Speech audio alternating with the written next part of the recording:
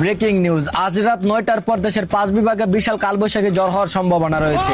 ঢাকা, কুমিল্লা, চট্টগ্রাম সহ নাম না জানা দেশ বিদেশের বাইরে অর্থাৎ নোয়াখালী বিভাগে রাত 3টায় 340 ডিগ্রি তাপমাত্রায় সূর্য ওঠার সম্ভাবনা রয়েছে। আবহাওয়া অধিদপ্তরের ধারণা অনুযায়ী জানা যায়, যেসব মেয়েরা চিকন এবং 40 কেজির নিচে তাদেরকে জ্বর এসে উড়িয়ে নিয়ে বঙ্গোপসাগরে ফেলে দিতে পারে।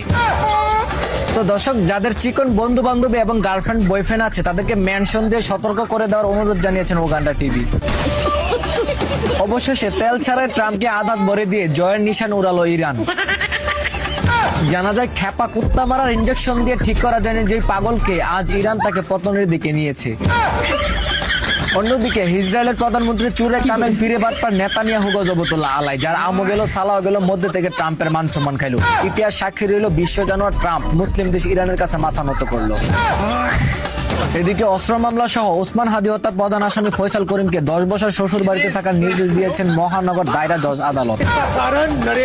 অন্যান্য দেশে প্রকাশ্যে হত্যাকারী আসামিদের একমাত্র বিচার হয় ফাঁসি, আর আমাদের দেশের আসামিদের হয় তোলার আশি। এই দেশের দঞ্চামার্কা আইনের কাছে কখনো ভালো বিচার আশা করতে পারে না এই জাতি। এদিকে বিসিবি এখন আর বাংলাদেশের ক্রিকেট বোর্ড নয়, এটি তৈরি হয়েছে মা বাবা এবং বোর দোয়া টিম হিসেবে বলে জানিয়েছেন সংসদ সদস্য হাসনাত আব্দুল্লাহ। অন্যদিকে আসছে 23শে এপ্রিল এসএসসি এক্সাম 2026, বিশাল গোয়ামারা খেয়ে বড় হয়েছে এই স্টুডেন্ট বেস। সরকার পতনের পর বই পুস্তক চেঞ্জ হলে মাত্র 1 বছর পড়াশোনা করে পরীক্ষা দিচ্ছে, তাও আবার হেলিকপ্টার মিলনের আয়ত্তে।